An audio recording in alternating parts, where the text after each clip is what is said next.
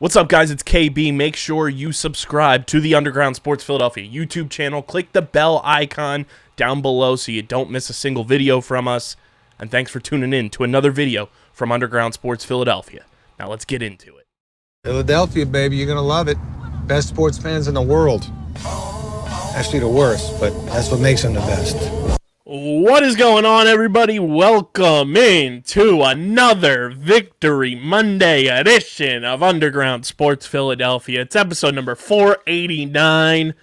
KB coming at you from Underground Studios, and joining me, honorary Birds fan. He's been tweeting "Go Birds" since September, putting it on his Instagram story,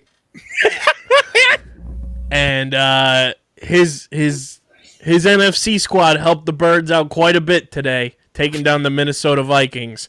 But joining me from the Pitts Cave all the way in Boston, Massachusetts, the one and only host with the most, the champ has returned, Patty Pitts. I'm here. I have made my return to the underground, my home in the underground, and I just want to talk about two of my favorite football teams right now, that being the Eagles and the Lions, because I'll tell you what, my Patriots and my peeps in Patriot Nation can agree that we don't really want to talk about them right now until they play on Monday night. So out of sight, out of mind, let's focus on the two fun teams who won today, Kyle. So let's focus on those teams. Let's talk about it. But before we do, make sure you guys are following us on the socials at Underground PHI, Twitter and Instagram. We're super duper close to 3,300 followers on the Bird app. So go follow us over there. Follow Pitts on Twitter at Pat_Pitts. Follow me at KBIZZL311. Subscribe to the podcast feed on Apple Podcasts, Spotify, or wherever you get your podcasts. We're there. Leave a 5-star rating and review. It really helps the show continue to grow. You have fun interactions with Patty Pitts on Sunday episodes now during the NFL season. I feel like moving forward, Pitts, I feel like this might be the move during the NFL season at the very least. It's just me and you chopping it up after the Eagles kick the shit out of people. But we'll let the people know and let the people dictate that. But go subscribe, because that's the only way we're going to know. Subscribe, Apple, Spotify, and subscribe to the Underground Sports Philadelphia YouTube channel, youtube.com/@Underground Sports Philadelphia. That's where you get full video episodes, live streams, and original content, all coming out of Underground Studios from all of our creators, all of our shows. Smash that like button, ring the bell icon, comment down below your thoughts on this Eagles win. And, of course, big shout-out to our sponsors who make this show happen. Main Auto LLC, Security 21 Security Systems, Paul J. Gillespie Incorporated, and the Dental Wellness Center of Vineland and Pitts. Before we talk about another Victory Monday, got to talk to everybody about our fantastic merch partners, PHI Apparel Company. Guys, they're the best in the game. New merch from us is coming out. Hoodies on the way. Very excited about that. But, guys, with their unique designs, there's no doubt you're going to stand out when you're going to the Link, the Wells Fargo Center, when you're going to the bars, wherever you may be, taking in the games from your couch. You're going to look the best you can with our friends at PHI Apparel Company with their unique designs. There's no doubt you're going to stand out wherever you find yourself watching your favorite Philly sports teams.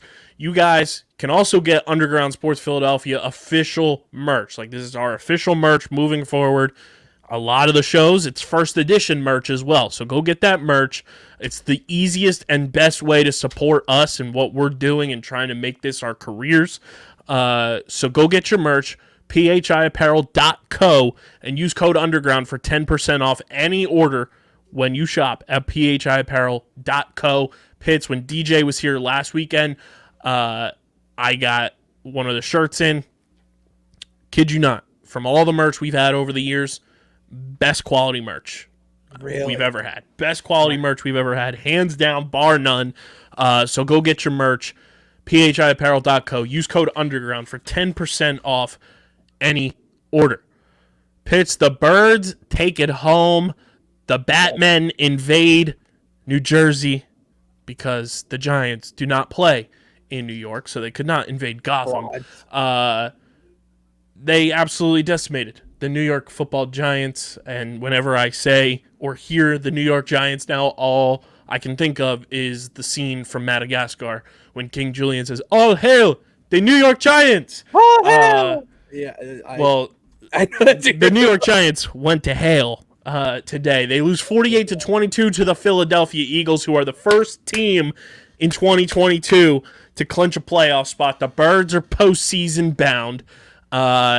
It's wild where we were last year, where a Thursday night football stream had us sweating out clinching the playoffs and needed the Packers to win a game for the Eagles to punch their ticket as a wild card team. This year, the Eagles are by far the clear number one team in the NFC and are going to the postseason back-to-back years now. And the Giants are absolute frauds. We proved that. And the Eagles are 12-1 for the third time in franchise history. And let me remind everybody, the other two times they went 12-1, oh, that's right, they won the NFL championship and they went to the Super Bowl in 2004. Just saying. The math do be mathin'. The Eagles are the only team left in the NFL undefeated on the road, 6-0 on the road, 4-game win streak. Shout out to the homie Jalen Strong, who tweeted after the Commanders' loss that the Eagles would lose their next 3 games. They actually won their next 3 games. Shout out to the boy. 12-1 though, Pitts. From an outside perspective, how fun is it to see the Philadelphia Eagles just absolutely shit racing teams? It is, dude. It's so fun. And this is why you need to have your eggs not in one basket, is because it's so fun to watch the Eagles compared to what I've been dealing with up here in New England. Like, when you have Jalen Hurts playing the way that he is, like, it's not even a contest right now for MVP other than, Pat Mahomes, obviously. But, like, if it's Jalen Hurts and Pat Mahomes, I mean, that's a hell of a season for him. And it's not even like he's doing it on his own or there's some other thing bringing him down. Dude, both Batman, swole and skinny, incredible. I want to say I love your post with the video of the Batman. Like, that's going to be my new constant post that we do. That's just incredible. But it's just not even they've been doing well. But it wasn't even them today that beat the Giants. It was Miles Sanders and Boston Scott, like the run game. Their offense is so complete. And not only that, their defense just wagon right now, riding them to a fantasy playoff, hopefully. And, dude, they're just complete. That is the only word I can say to describe them, is complete. Where you have a lot of teams right now that have a missing link or a weak link. Yeah, the Eagles have it, but you can't see it. I can't see it right now. They're playing top notch. Yeah, like, it's so much fun just watching them go in and, like, they make things just look so easy. And that's the fun part about it, is, like, they're just having fun. Nick Sirianni's reaction to Devontae Smith's absolutely lunatic touchdown was fantastic. Then, the weirdest drop kick, not Murphy of all time. Dude, what the fuck is that? Dude, they're in World Cup mode. The Giants are in World Cup mode. They're big World Cup guys. Go listen to Top Bins. I mean, the Scottish Hammer certainly dropped the hammer, and when I say hammer, I mean the ball. And to immediately on that first play after that, go just throw a fucking bomb to AJ Brown was fantastic. Did you see all of the records the Eagles were setting today? No, I only had Red Zone on. So listen to this. This is just like unreal stuff that this Eagles team is doing. I'm gonna read this. My good friend, the Ben Natan on the Twitter machine, does fantastic stuff across the board. Not only with talking about the Eagles and all that stuff, but he's just a really good dude. He was listing off just a number of different milestones that the Eagles were rattling off, if you will. Miles Sanders is over 1,000 yards this year, 11 touchdowns. This is his third straight year averaging over 5 yards per carry. Here we go. Hassan Reddick, when he took down Daniel Jones for his first sack of the game, made him the first Eagle since 2018 to break double-digit sacks in a season, and is the first edge rusher since Connor Barwin did it in 2014 for the Eagles to have 10 or more sacks.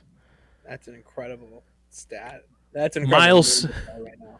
Miles Sanders scored a touchdown and became the first Eagles running back to score 10 touchdowns in a season since Shady McCoy in 2011. Capped it off with the Shady McCoy touchdown dance celebration as well. I did see that. That was awesome. A.J. Brown, his touchdown, made him the first Eagle to break 10 receiving touchdowns since 2014. Jeremy Maclin. That's a hell of a name. A.J. Brown is also now over 1,000 yards receiving for the season. First time since 2018 by an Eagles player, and first time since 2014 by an Eagles receiver. Jeremy Maclin? Jeremy Maclin. That's incredible. And I think 2018 was Zach Ertz. Okay, that makes sense. Miles Sanders is now over 1,000 yards rushing for the first time in his career. This is also the first 1,000-yard rushing season by an Eagle since 2014. Shady McCoy. Yeah. This is the first time since 2014 that the Eagles have had a 1,000-yard rusher and a 1,000-yard receiver. Shady and Maclin. Philadelphia now has 2 players with 10 rushing touchdowns this season, which has never happened in Eagles history. Not even the combo of Staley and Westbrook did that. No. That's crazy. And this is the first time in team history that the Eagles have 3 players with 10 touchdowns. Jalen Hurts has 10 on the ground. Miles Sanders has 11 on the ground now. And A.J. Brown has 10 touchdowns through the air. And Jalen Hurts becomes the first quarterback in, I think they said, NFL history to have back-to-back seasons of 10 rushing touchdowns. That's crazy that Lamar didn't do it. Lamar, Michael Vick. Oh, Vic, too, of course. Wow. Those are pretty good numbers. I mean, listen, this Eagles team is probably one of the best football teams I've seen in a while. And you just know every Sunday they're going to go out there and put points on the board. And I've never had more confidence in starting a defense, I would say, knock on wood, in my entire fantasy career, which is coming up on 10 years, actually. Yeah, Jalen Hurts is the only player to do it in back-to-back seasons. The only other player to have 10-plus rushing touchdowns as a quarterback. Can you guess who it was? Lamar Jackson. Incorrect. Vic. Incorrect. Steve Young. No. Cam Newton. Yeah, I knew there was one I was missing. Cam Newton is the only quarterback in NFL history with 10-plus rushing touchdowns in NFL history, and Hurts is the only player to do it in back-to-back seasons. That's incredible. That is insane. SEC breeds talent, man. That's insane, dude. That is just insanity. Insane in the membrane. Like, insane in the brain. Jalen Hurts now has 20-plus rushing touchdowns in his career. This is year 3. Yeah, this is year 2 as a full-time starter. I get a lot of flack for the people that I am a fan of, which you understand why I've been following me for a bit. But there was something about Hurts when he played in, I think, the preseason game, his rookie year, where my only criticism was any quarterback who's known for being mobile was I was wondering if he could actually throw the ball or if it's like just a cannon, inaccurate, whatever. Jalen Hurts can throw the ball just as well, probably if not better, than he runs the ball. And that's what people forget. And the fact that he finally has an offense that allows him to do that with Smith, A.J. Brown, and then when he's healthy, Goddard. Quez Watkins, who out of nowhere is just, it's incredible. And that's the difference of an Eagles team, I would say, 2 years ago compared to now, where it's you have a quarterback you can rally behind, you know who's going to win you games in the big moments. The only, I think, critique you could say is, well, he hasn't won playoff yet. So it's like, that's why this is going to be a test for him. And it's honestly, they're ready for it right now. Like, they're playing their best football you can to get into playoff mode. This may not be a good opinion, but like maybe a loss here and there to just get that out before playoff time. Quite frankly, I just don't see where that happens. Looking at the Eagles' remaining schedule before we keep harping on this Giants game because it's too much fun and there's a lot to break down from it. I love the Eagles' remaining 4 games. Next week they're at Chicago. Then Christmas Eve is probably going to settle the division and a whole lot of stuff, and the Eagles clinching the 1 seed at Dallas. New Year's Day, you're home against the Saints, who you have the Saints' first-round draft pick. You're not going to want to lose that game. And then final game of the season is home against the Giants. Yeah. Quite frankly, on paper, I don't see another loss. Yeah, I really. The Cowboys struggled against the Texans. I wanted to bring this up because you said it. That was the game that we were watching here for a while. And I don't know what the Texans did to confuse the Cowboys, but the Cowboys defense looked very vulnerable, against a revolving door of quarterbacks. It was very clear that Texans were tanking too. How did they not score on 4th and goal? Yeah, that was bad, dude. That was ridiculous. I'm sorry. What do you need to put that in to win the game, and you don't. And I don't know. The Texans should have won that game. It doesn't, to me, really matter about their draft capital or draft position. They're going to be the number 1 overall pick. Well, so we're still hoping for the Bears to be in that spot from a personal standpoint, but don't they have 4 wins? The Bears? They have 3. Yeah, but the Texans, I feel like, are going to lose out. Well, for personal reasons, I need the Bears to finish with the worst record in the NFL. Oh, okay, that's fine. So we can make Bear down. Bear down is the last place. It'd be great. But I mean, Jalen goes 21 of 31, 217 yards, 2 touchdowns, and the Eagles score 48 points in this game.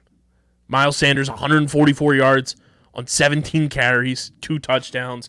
Boston Scott, the king of New York, bing bong, money, touchdown. That was inevitable. Thanos, Boston Scott against the Giants, inevitable. A.J. Brown, 70 yards receiving and a touchdown. Devontae, 5 catches, 64 yards and a touchdown. Grant Calcaterra coming out of nowhere with 2 big catches in this game. And next week, too, against the Bears, Eagles should be getting Dallas Goedert back. Oh, that's massive. This team is so fun. They're in the playoffs. The Giants are frauds. We know the Commanders are frauds. The Cowboys looked a little fraudulent today. I want to bring up a fraudulent team, Kyle. Kyle, I want to talk about a fraudulent team. And we'll bring up a fraudulent team here, too, because your Detroit Lions helped the Eagles in the standings today. They did. Beating the Minnesota Vikings. Yeah. Did you see that tweet of somebody at the game with the sign calling Hawkinson a fraud? I did see that. That Fraudkinson or something. Yeah. That was so funny. I want to give a personal... I was laughing, though, that, the Lions fans that think Hawkinson, forced his way out are delusional. Oh, those Lions fans, that's, gone off the deep end. That's stupid. Big dub for the Lions over the Vikings, though. That helped the Eagles in a big way. The Eagles now have effectively a 3-game lead over the Vikings for the number 1 seed because it's 2 games in the standings, plus the Eagles have the tiebreaker over the Vikings. So yeah. That was massive. That was huge. Way to beat Detroit. I would like to give a personal message to one Jalen Reagor right now. So I want him. I really want. I'm gonna put the text screenshot up. I really hope you do because I saw this on Twitter and I little giggled to myself. Really, Jalen Reagor of all people. Here's the thing, for anyone who didn't know, Jalen Reagor sat in front of the media and guaranteed a win against the Lions this week. I just want to know where this Jalen Reagor cockiness came from. That's my thing. If it's Justin Jefferson or Kirk Cousins, I get it. You're at the top of your game, you're going to talk it. I wouldn't recommend it, but you're going to do it. Jalen Reagor got traded for a bag of peanuts and is talking like he is the number 1 overall pick. Dude, you are a flat out Class A bum. All right? And the fact that you are guaranteeing wins over probably not only the hottest, but the most fired up, ruthless team in the NFL right now, they'll bite your kneecaps off. They might come out after your mouth too. After you have nothing good to contribute to the Vikings at all, except you're just empty promises. It was so funny. Like, it was hysterical. It was great that they lost. I gotta pull it up on ESPN, but the point is, show the point differentials. I texted Kyle when this happened and said, like, let's take a seat, buddy. Like, you need. And what happened? I called it because it's just nonsensical to guarantee a win against a team that probably one is favored, and they shouldn't be. So that's a sign to just shut your mouth. And two, probably next to the Eagles, the biggest dogs in the league. I would maybe put them 1A as dogs in the league, just because this team is not going to stop until that clock hits 0 in the fourth quarter. Like, they just keep going. Dan Campbell has these guys so well coached at this point that it is night and day compared to that bullshit Patricia era. So I could go on for a while about this, but yeah, Jalen Reagor, you made my shit list, bud. You want to laugh? So here's some context. The top 4 teams in the NFC, the Eagles, the Vikings, the Cowboys, and the 49ers, all leading the way in some way or another. Cowboys are the number 1 wild card team, and then the other 3 are leading their divisions. Eagles at 12-1. We love to do this game for baseball with the NL East run differential. Here's the NFC score differentials. Okay. Eagles plus 138. Okay. Leading the way, I believe, yes, in the entire NFL by 6 over the Bills. The Cowboys at plus 131. Pretty impressive. Shout out Cooper Rush for helping them out there. That was Cooper Rush. The 49ers at plus 120. Their win over the Bucks definitely helped boost that a bit. Yeah, that was bad. Here's for context. The other 4 teams that would be in the playoffs right now for the NFC. Washington in the hunt, kind of in the wild card situation, at -3. The New York Giants at -33. The Seattle Seahawks at +8. The Tampa Bay Buccaneers, who lead their division at 6-7, at -30. Your Detroit Lions, Pat Pitts, in the mix at +2. Can you guess? Because I left the Minnesota Vikings out for last. The 10-3, 6-1 at home, 4-2 on the road, 3-1 in the division, 6-3 in conference play. Minnesota Vikings score differential is for the 2022 season so far. I'm going to go -4. Pretty fucking close. -1. You are 10-3 with a negative score differential. That's what I'm saying. Frauds. All of you. And the Lions are out here just exposing you. Oh, it's so funny. Exposing you. Jared Goff, for everyone. The Lions are 6-7 with a +2. The Vikings are 10-3 with a -1. Because their offense is that incredible. We were talking about this before we started recording with the Vikings. Like, the Vikings don't scare me when it comes to the playoffs whatsoever. No. Especially because most of those games are going to be in primetime. Shout out Kirk Coupons. The Vikings offense has been terrible this year because Dalvin Cook has not been Dalvin Cook. They can't run the ball. We were talking about this before we started recording too. The Minnesota Vikings are effectively great value Buffalo Bills. That's what they are this year. The Bills have a fantastic passing game. Josh Allen can run the ball a bit. That helps their run game. But Josh Allen is like a top 5 quarterback in the NFL. Yeah. When you're the Minnesota Vikings and Kirk Coupons is your quarterback and you can't run the ball, good night. Good night. You're not going to succeed when the big lights come on for the NFL postseason. The Eagles already embarrassed you week 2. The Cowboys flat out embarrassed them at home. The Vikings are frauds. It's the biggest fraud case of a playoff team, and the fact that they are leading the division this year with that, like, it's just nuts to me how different that defense has looked since Mike Zimmer's gone. And it's you're not going to get that back. And they have a talented defense too. I mean, Danielle Hunter's only 26. Harrison Smith's playing really well. Pat Peterson's even doing well. The fact that you have those guys and you Eric Kendricks is probably the unsung hero of that defense. Like, you have all these talented guys, but you can't form a formidable defense. It's a bad look for the team. That's why they're frauds. You can't stay in these games. There's no reason you should have allowed the Patriots to put up 35 points against you. There's just no. Like, you're not. And they let that happen, and that was a Patriots team. Like, the Cowboys, unbiasedly, playoff team. Mm-hmm. And you had a playoff team come into your house and annihilate you. That's what when your true self and who you are as a team is really brought out when you play teams that caliber. And yeah, obviously they're just done. They're frauds. Yeah, they stink. On ice. Pretty bad. But it's fun being an Eagles fan right now. Really? And it's just electric. It's wild that Jalen Hurts, I think, after today, again, proved naysayers wrong why he's the fucking MVP of the league. Like, he's that dude. He is him. You can go to phiapparel.co and get your MVP jerseys. I don't know if you saw those, Pitts. I did see that. Electric. I put that on my Christmas list. Go grab those bad boys. Use code Underground for 10% off. But Pitts, I think it is time for our new favorite segment. It is. Our new favorite segment. It's brought to you by our pals over at Trophy Smack. Guys, Pitts is a fantasy football aficionado. I've been playing fantasy sports for a decade combined.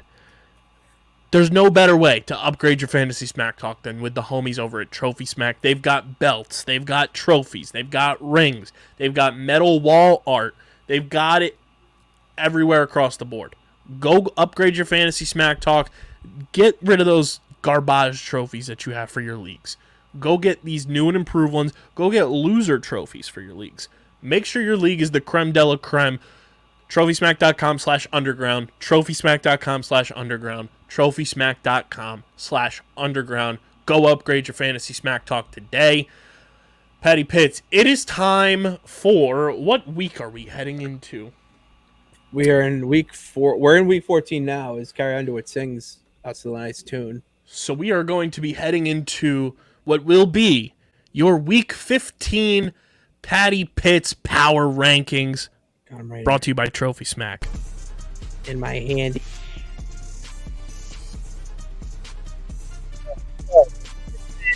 We got the Ravens. All right. They're down to their third string quarterback and still pulling out wins. That's heard it. Number 9, we got the Jags. All right. The Jags came in statement win against the Titans today. Titans are kind of frauds, but the Jags kind of got something. I'm putting them on my list. At number 8, it's not a team, it's one quarterback because he's back. Sam Darnold. All right. If the Panthers have a hope at anything, it's with Old McDonald under center. I'm big on Sam Darnold at number 8. And yeah, he's the reason they beat the Seahawks. At number 7, Bengals. Big win today. That flea flicker was so ice cold. Great job by Joe Burr. 49ers coming in at number 6. They look pretty good today. If you ask me, they look pretty good. Making themselves relevant again. At number 5, we got the Bills. They should have won by more, but they won, and that's all that matters. So, yeah, they stay in the top 5. At number 4, listen, it's whoever wins this Sunday Night Football matchup between the Chargers and Dolphins, all right? If the Dolphins win, yeah, obviously 4, but Chargers win, watch out. They can make a race for the playoffs. At number 3, the Chiefs, they held on to win against the Broncos. Thought it got scary there, but they end up winning. Number 2, we got our Eagles. All right, fly, Eagles, fly. Go Birds at 2, obviously, from what we said. But here's the thing. Number 1, listen. Detroit Lions are coming for everybody, okay? Let me tell you what they're doing. They are revolutionizing NFL football. Dan Campbell using Penei Sewell to clinch a game. That takes cojones the size of Mars and Jupiter combined, okay? That man is going to be the reason that people remember and love Detroit Lions football again. And a champ said it, so when a champ speaks, you listen. I'm good. The Lions are number 1, hands down.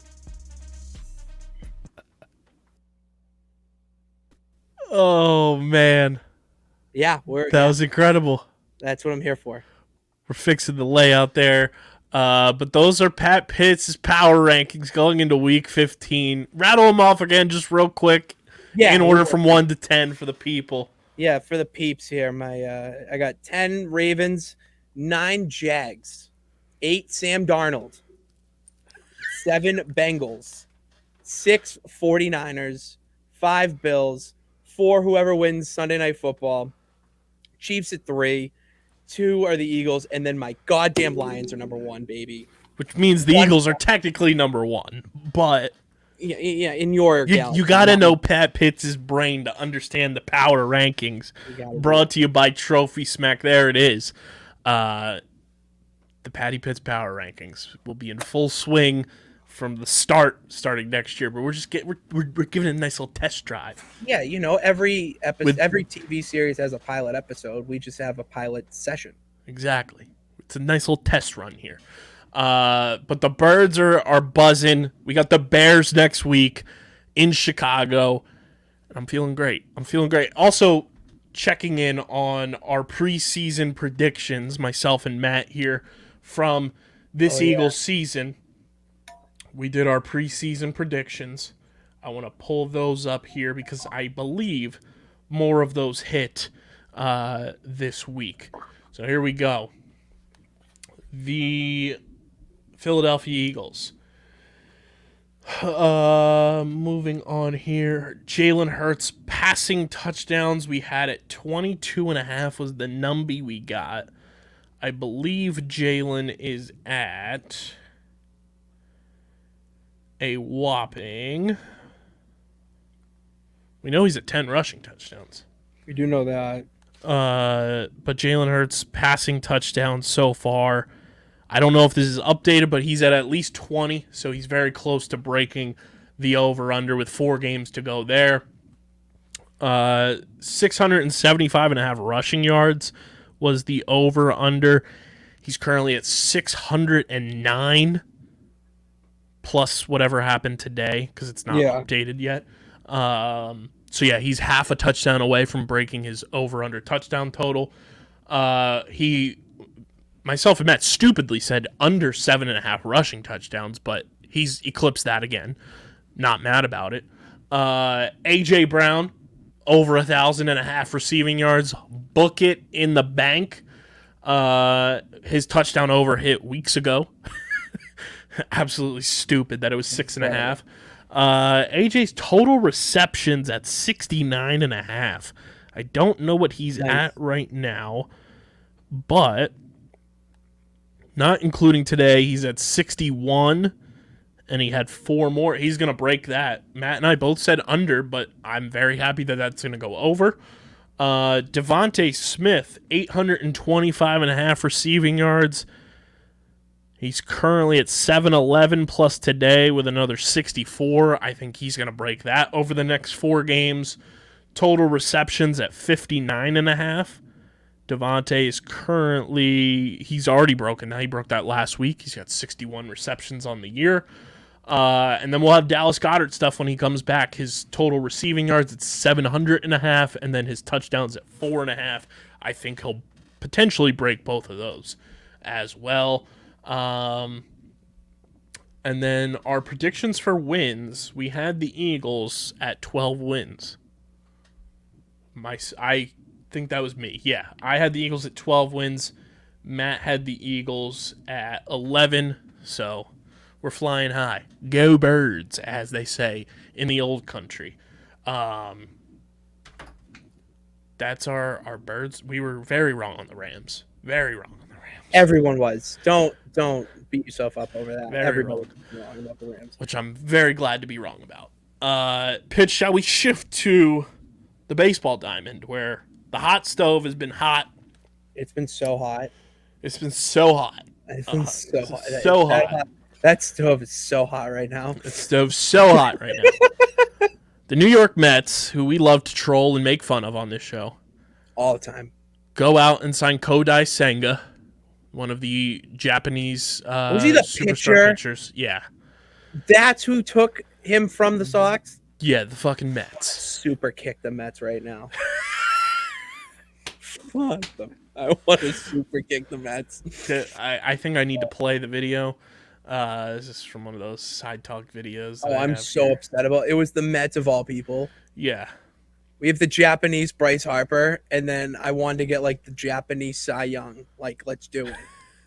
If we're not gonna have Xander Bogaerts, then what's the fucking point? I'm sorry.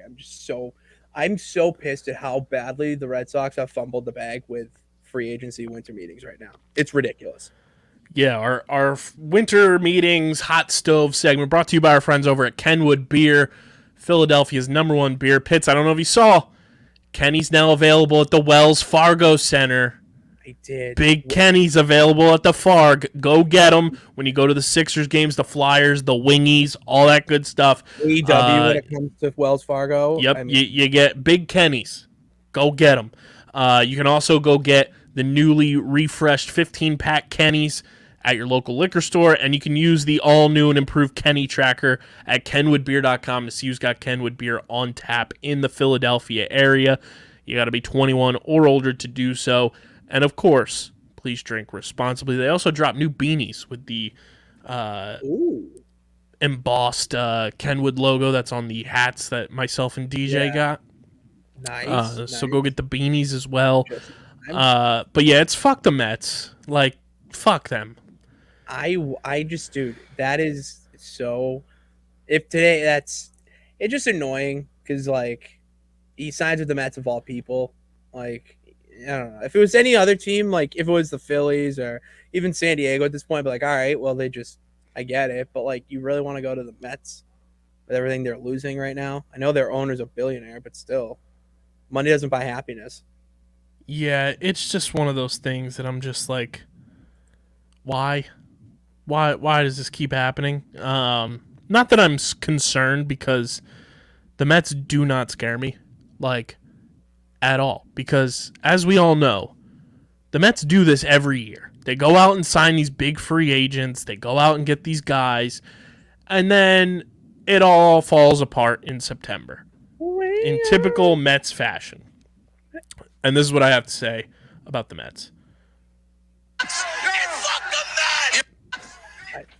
Fuck the Mets. I Fuck really, I hate. After that, they're really on my shit list. They suck.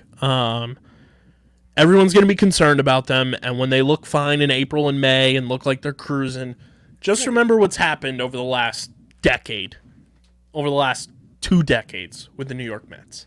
Just remember. But it is going to be fun that it seems like the NL East, because the Braves have been surprisingly quiet this offseason so far. It seems like the NL East is now back to being between the Phillies and the Mets, which is very exciting. It's going to be great for content, for us specifically, knowing that we have noted Mets supporters, Stephen McAvoy, Ben Pirro in the fold. And I can't wait to see the Mets go out and win like 90 games this year and lose in the wild card round to the Padres again after going out and doing all of this shit this offseason, going and signing Justin Verlander. Did you see the Brandon Nimmo contract? No, I didn't even know they signed him. My brothers in Christ, my brothers and sisters, the New York Mets decided to sign Brandon Nimmo to an 8-year, $162 million contract with full no trade clause, no opt-outs. Fucking comedy. Brandon Nimmo, you really want to do that? Brandon Nimmo. $162 million. Just pure laughable. That is sheer comedy, to be honest with you. Like I laughed so hard. I laughed so hard. That's so much money for someone like Brandon Nimmo. He's so mediocre. That's what I'm saying. Like I'm not the biggest baseball guy in the world, but I know that Brandon Nimmo is not a franchise guy to build around. He's so average, and you gave him $162 million. Trey Turner's introductory press conference was sensational. Yeah, they're going wild on Twitter about it. He's great. I love that he's here. Matt Strom, Matt, let's open some packs. I want to do collaborative content and do a box break of any type of cards with Matt Strom, because I want to be friends with him. And you, when I told you that he signed with the Phils, you were bummed because he was your favorite Red Sox reliever last year. Guy in the pen. And I'm so thrilled that he's going to be at CBP for the next 2 years. He just looks like a guy that everyone's going to gravitate towards. They made the signing official this week after Trey Turner's press conference. Still waiting on the official Taiwan Walker signing as well, but we all know that it's happening. But Matt Strom, this is my address to you. Let's open some packs. Let's open some cards, man. It would be fun. We can put it on our YouTube channels. I want Matt Strom to be a guy that is an underground athlete, and I'm a huge fan. I'm a huge fan of Matt Strom. He's an electric factory. I would love to. That's the thing. I just want to grab a beer with him, like a Kenny. We got a nice Kenny. Come on. I went on a binge this weekend of watching Matt Strom's YouTube channel of him opening packs, and when he was opening Phillies players, I was like, "Hi, you guys are teammates now. You're teammates now. That is pretty funny. You're teammates now." That is pretty funny to open up a pack of cards. It's like, oh, we're teammates. This was great. Like he got like Bryson Stott, Alec Boehm, Harper, Nola, like pulling all these Phillies guys. I'm like, oh, you guys are teammates now. That's so adorable. It was great. So yeah, Matt Strom. Let's open up some packs. Let's do it. My next wish for your old pal Dave Dombrowski too. One of the greatest GMs in baseball history. Love Dave. Stan Dave. I need him to go sign Raimel Tapia for the Phillies. Raimel is the perfect bench outfield bat for this team to go along with Matt Vierling, who's going to platoon with Brandon Marsh, depending on who's on the mound. But with Bryce Harper being out for as long as he's going to be out to start this season, won't be back until July, I want Raimel Tapia on this team to be a platoon guy, to be a solid contact hitter off the bench. He's a big vibes guy. He's got swagger, and I think he would just add to this clubhouse even more. And I want the fun Spanish flair on this team to continue to live on, especially now that Gene Segura is more than likely gone with the signing of Trey Turner. I want Raimel Tapia on this team, and it makes sense as a fourth outfield type situation. You'll still have Matt Vierling. Raimel's more of a corner outfielder anyway. Vierling's a center fielder. And then you have Schwarber, you have Brandon Marsh, you have Vierling, you have Castellanos, and you have Tapia. And it gives Castellanos more opportunity to DH while Harper's out, which I think will help him. And that's my next wish. And then my other next wish is to go and get just Noah Syndergaard again. I want Syndergaard back on this team. Yeah, Noah Syndergaard seems like a good signing. He did well from this year, and no one really thought that he would contribute anything to the Phillies. Yeah, for this rotation, from what you've told me at least, he seems like he's a good fit, not to be like Thor, God of Thunder, but like play a nice little side role that just he helps and contributes and just does his job. And it seemed like he enjoyed being here, and I'm firmly like starting to get on board with the Phillies in deploying a 6-man rotation this year, because if Andrew Painter, our number one prospect, does make the opening day roster, they're going to be careful with his innings, be careful with his, pitch counts and everything. I think it makes sense to have 6 starters in this rotation to at least start the year. I mean, I don't think you can go wrong with bringing a guy back who knows the culture of this team, was on this World Series roster. And I also saw World Series legend Cole Hamels is trying to, get back out on the mound in 2023. I did. Wouldn't hate bringing Cole back as like a reliever. I don't know if he's going to do that. I don't know if he's trying to start.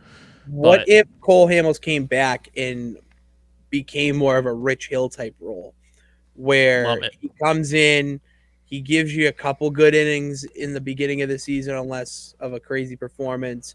But then once playoffs come rolling around, you're not going to put him in the starting rotation. You move him into the bullpen so that he can be that long reliever for you. Love it.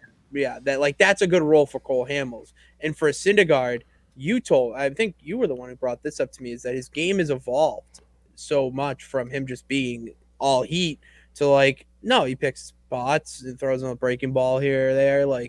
that's exactly the type of role that I feel he would be very valuable in with this rotation.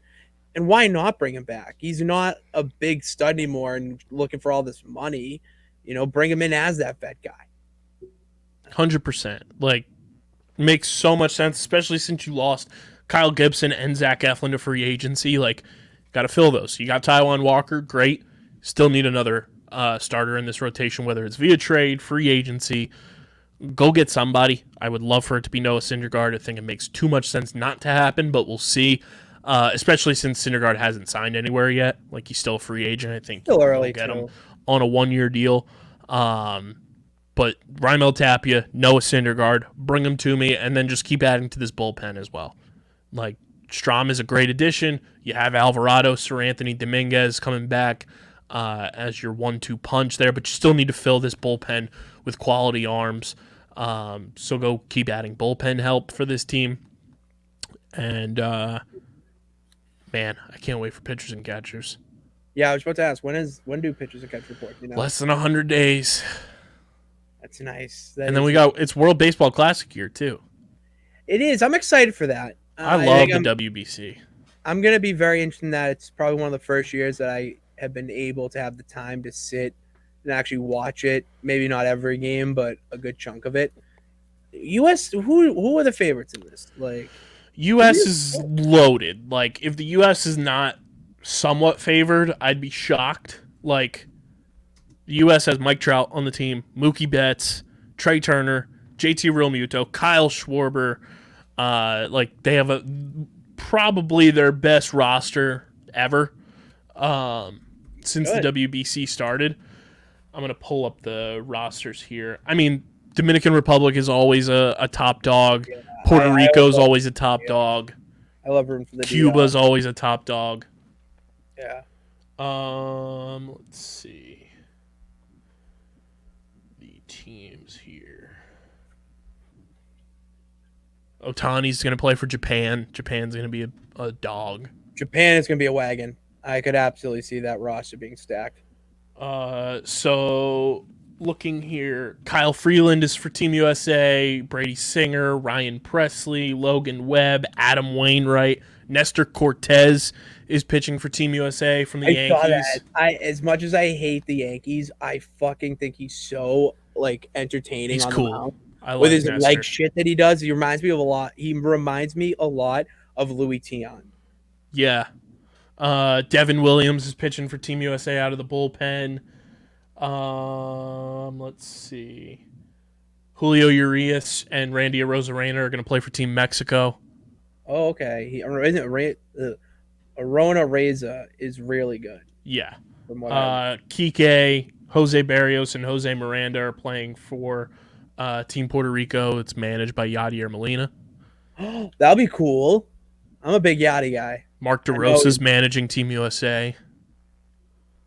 Interesting. Okay. Ken Griffey Jr. is our hitting coach. That's, yep. Yabos only. Do you think Ken Griffey Jr. has the greatest swing in baseball history? One of, if not the best. Okay. Who would be your, like... I might be a little I love Trout's swing. Fair. That's a bias. Trying to see these rosters. Why do they not have like a roster page? What are you on, the worldbaseballclassic.com? Yeah. Let's go to news. Maybe the news page will have some. I mean, Mike Trout playing for Team USA is massive. Bryce Harper was supposed to play for Team USA, but obviously he's injured. There's no. Schwarber is going to play, which is great. Yeah, where's it going to be broadcast? ESPN? I think so. Tim Anderson is playing for Team USA. I love Tim Anderson. Yeah, he's a gym rat. He's a dog. Didn't he win the Silver Slugger a couple years ago? Or I think so. Something like that. Not batting title. Maybe he did. I forget. Merrill Kelly committed for Team USA from Arizona. And like, there's just some fun teams. Like, Israel's back in. Ooh, Um, I like to know the names off that. like there's a 16-year-old that was pitching for Pakistan. Really? Yeah, like crazy stuff. And that's the cool thing about the World Baseball Classic is like, yeah, you have all the major league players, but then you have like these unheard of like gems Oh that just yeah. come out of nowhere, and it's so fun to like just see all of that build up. And then who knows? They could be so impressive in the WBC that they're going to be playing professionally in either the MLB or I somewhere. wish it was closer for us to go to some of these games. Oh, how close are they? Or what is? USA's pool plays in Phoenix, and then the Oh, other US spot is Miami, yeah, Miami. which makes sense just for like centralization of everything. Yeah, But absolutely. these are the pools. Pool A is Chinese Taipei, Netherlands, Cuba, Italy, and Panama. They're playing in Taiwan from March 8th to the 13th. And then Pool B is Japan, Korea, South Korea, that is, I think, because it's South Korea's flag that's showing. Yeah. Australia, China, and the Czech Republic. They're Ooh, playing in Tokyo from March 9th to the 13th. ooh. Pool C, which is like absurd. USA, Mexico, Colombia, Canada, Great Britain, Phoenix from March 11th to the 15th. If USA doesn't get out of pool play, that's just crazy. Like they should be able to win in there. But then it's when you get to the quarterfinals, who you're playing in Pool D: Puerto Rico, Venezuela, Dominican Republic, Israel, Nicaragua. That is a loaded pool, Those right? top three in Pool D is crazy. USA, Mexico, and I would guess Colombia are the ones that make it out from Pool C. Maybe Canada gets sneaky, but and then Pool B, Japan, Korea is always a dog. Chinese Australia could be Taipei. sneaky, and then Pool A, Cuba should come out as the winner in my opinion. The Netherlands are always sneaky. That's like Ew. Xander. Xander plays for the Netherlands. Bogarts? Because they have like the net like the islands where like Right. Curacao and everything. So like Xander, Didi Gregorius, like they're all Oh, yeah. technically from the Netherlands. Remember Sidney Ponson? That's who. That's like the big Netherlands guy that I remember watching the World Baseball Classic. He was filthy. Let me see if I can find their roster. They should have a decent roster from what you've said. Then no, it wasn't Kenley Jansen is on the Netherlands roster. okay. I'm gonna pull up their 2019 roster for the Netherlands. Yeah, when is the World Baseball? Every 2 years? It's usually every 4, but it's like the off year of the Olympics. Oh yeah, that's right. So they made it in 2017 was the last time they played. Yep. And the Netherlands team consisted of, so here's the guys on the team that you would know and that I would probably know. Kenley Jansen, Jair Jurgens, Uh huh. uh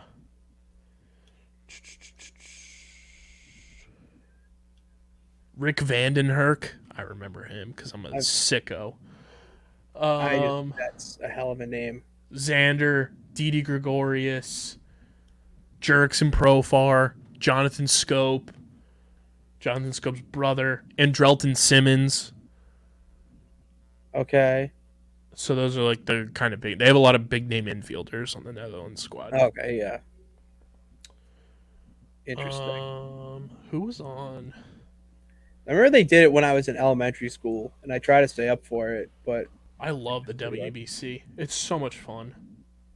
it's just nice because like you get to see professional or like the top talent go up against each other, and not like a league like the MLB or the Japanese league. Like you see these different guys kind of cross over. It's nice. Then you get exposed to different types of talent, and it opens your eyes. Like, here's to, a comparison: 2017 Team USA.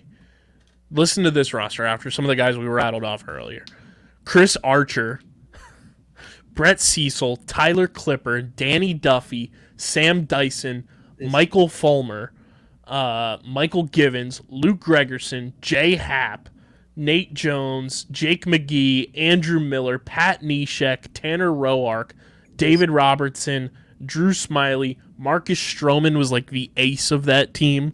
That's tough. Alex Wilson. And here's the position players. Jonathan Lucroy, Buster Posey, Nolan Arenado, Alex Bregman, Brandon Crawford, Paul Goldschmidt, Josh Harrison, Eric Hosmer, Ian Kinsler, Daniel Murphy, Adam Jones, Andrew McCutcheon, Giancarlo Stanton, and Christian Yelich. Mike Stanton. He was Giancarlo then. He will always be Mike to me. But like, I think Arenado's committed this year. Goldie's back this year. Yeah, that roster. Bregman's back this year. Still, that's this year's roster. Is Pitching wise, though, is so much better this year. Oh yeah, immensely. I only remember like Drew Smiley and Marcus Stroman. Oh, I know J.A. Happ too. But yeah, that's the only three that I knew there. That's tough. Like the Dominican Republic is just always loaded. A wagon every year, dude. Wagon. And I just love the energy that the Latin countries bring, and the Hispanic countries, like, it's the best. Injected into my veins. That's what baseball needs across the board. There needs to be more excitement. It's just not. There's just it needs to. I think this WBC is going to be electric. Oh yeah. What do you think of the pitch clock they're implementing? It's fine. I think it's needed for a lot of instances. So we'll see how it works. I agree. I believe it is. It's going to be a step in the right direction to saving baseball and getting it back to like what it was in the early 2000s. Yeah, Chris Bassett was annoying as fuck this year with how long he took to deliver baseball. There's no reason for it. I'm sorry, but like the whole point of you game planning and preparing for every game, I don't care what sport it is you need to know what you're doing at all times. And I feel like waiting there and thinking, you overthink, and then it's just like you probably didn't even do what you went in there with your game plan. You just threw it out the window. With this, you actually have like, all right, you have to hit this zone. It doesn't work. Like, it makes you think on your feet more, and like, I don't know. And also is better, way better for the fans. Way better. Yep. Last thing we've got on the docket here. Couple things, actually. Swinging back to football, Army-Navy at the link, electric environment. That's something that I think I'm putting on the list of things that in our near future we need to attend. I think it's going to be at Foxborough next year. Oh, if it is, I will. I want to say... Okay. I'm going to pull that info up now. I think 2023 it's at Foxborough. Yeah. It's at Gillette. We might even see Bill there. His dad coached Navy for years. That's how Bill Belichick got to start, with Navy football. Fun fact, Nick Saban also coached with Belichick's dad at Navy. So December 9th, 2023. It's going to be at December 9th. It's my brother's birthday. No way. There it is. We need to do it. So that'd be sick. But I think when it's back in Philly, like, that's something that we should potentially attend, because I feel like it'd be electric for content, electric environment, and it's always fun when it's at the link. Over in Army this year, hit for the first time in 16 years. Goes to double overtime. Navy fired their coach today. No way, really? Yeah. Oh, well, all right. Did you watch any of the game? I did not. Okay, so I just know it went to double overtime. So I watched it as I watched 7 hours of commercial-free wrestling. So when the game itself was insane. So there was just low scoring. The fact that the overhit is insane because it was like 7-7 the entire game. And there wasn't offense. There were just plays that led to scoring. There was a block punt that led to a touchdown. And then there was a late touchdown in the fourth that tied it. And then they had the game won. This is why, and I feel so bad for this Navy coach because of this goddamn running back. He fumbled on the goal line, and then obviously Army ball next. And when it went Army ball, they kicked a field goal, game over. So that fumble by the Navy running back blew them the game. And if they panned to him on the sidelines after the kick went through, oh, I felt so bad. I felt so bad for this poor running back, like on the ground. Like, you could tell he's just physically upset. Oh, I hate that stuff when it comes to sports, but like, dude, you can't be fumbling on the goal line of the Army-Navy game. Snow is falling. Like, oh, What a moment. What a game, though. It was a hell of a game. Yeah. Shout out to Army Navy. I'm pulling up the article I saw here with them firing their coach. Yeah, that's wild. I gotta go tell my dad about that. That is insane. How do you like? That's ridiculous. Like, there's got to be outside factors because to just lose to Army and then get canned, there's got to be an underlying factor there. Let's see. Wow, he had been with Navy for 25 years. That's what I'm saying, dude. You can't, there's got to be an underlying factor. There has to be. Because Navy didn't play that bad. I'm sorry. Like, both teams, it wasn't like Army beat them up and then Navy came back and then lost it, or vice versa. It was like, quote, entire game, just minus a few stupid plays, honestly, that led to scores. And then that stupid fumble at the end of the game. I don't think the coach is there to blame for the loss. Maybe, and that's I guess it's an overall thing, and then just losing to Army. Cherry on top. Was the cherry on top. Okay. Because Army's won the last 5. And over their last 5 seasons, Navy's been 11-23 since 2020. Okay, so he needed to win to save his job. Okay. Because if you beat Army... It's crazy, though. Winningest coach in Naval Academy history. Wow. 109-83. But that's not even a bad record. It's crazy. For a Service Academy record. That's nuts. That's what I'm saying. Like, wow, that is so interesting. Dude, crazy. Business, even in the armed services. Last thing, it was announced today. It's brought to you by our friends at Bino Board. Guys, it's the next big tabletop game. We've got them here at the studio. They're electric. We brought them on the road during PLL season. It's just so much fun. Think paper football meets foosball. You've got Bino. It is the next big tabletop game for... Dude, let me think about this. You're going to a New Year's Eve party. You bring out a Bino board. Good night. You're the talk of the party. You're the talk of the new year. Bino is going to revolutionize your tabletop playing experience, whether it's at a tailgate, a party, your man cave, your she shed, whatever it may be. They are the next big innovators. Yeah, you got your man caves and your she sheds. Shed? I've never heard of that. It's from a commercial. Oh, okay. But it is a pretty cool idea. It is. You guys can go to binoboard.com. That's BINHOBOARD.com and use code BINOUSP for 10% off any order that includes boards. They've got officially licensed Arsenal and Liverpool boards. For all you soccer heads out there, go listen to Top Ins, but you can get those. You can get custom boards. They've got accessories for your boards, different types of Bino, like marble balls, you name it, they've got it. They got merch and apparel. BinoBoard.com, code BINOUSP for 10% off. Pitts, you were even disappointed about this. The Philadelphia Union are retiring their Lightning Bolt kit.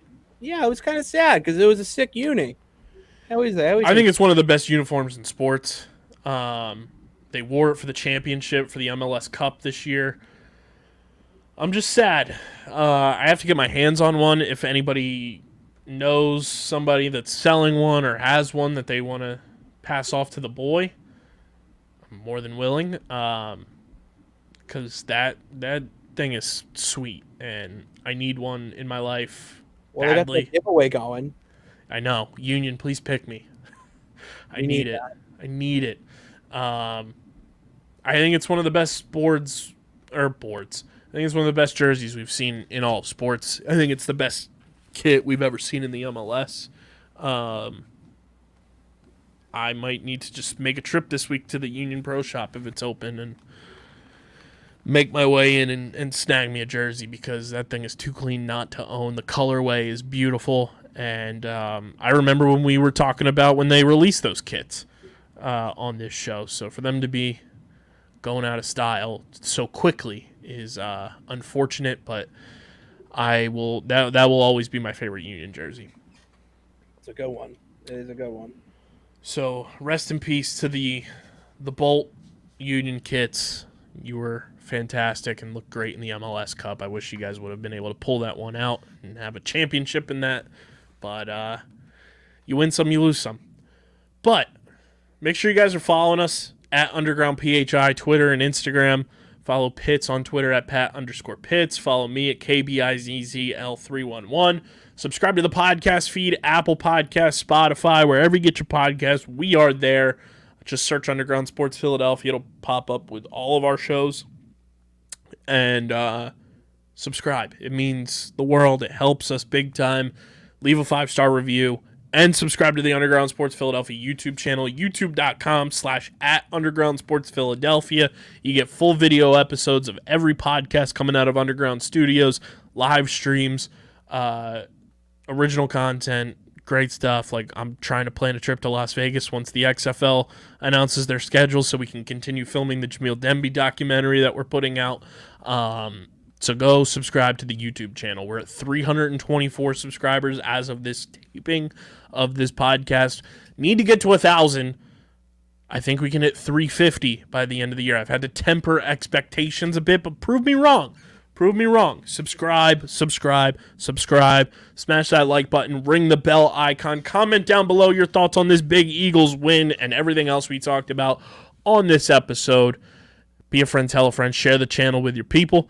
Big thank you to our sponsors who make this show happen. Main Auto LLC, Security 21 Security Systems, Paul J. Gillespie Incorporated, and the Dental Wellness Center of Vineland. And, of course, go get your merch at phiapparel.co. Use code UNDERGROUND for 10% off any and all orders for your merch. It's the easiest and best way to support us when you buy our merch specifically, but any merch as a whole. Go get it, phiapparel.co. This has been another Victory Monday edition, episode number 489 of Underground Sports Philadelphia. For the host with the most, the people's champ, Patty Pitts, I'm your boy KB. Till Wednesday night when it's myself and Matt on twitch.tv/undergroundsportsphi. We're getting the heck out of here and signing off. Peace.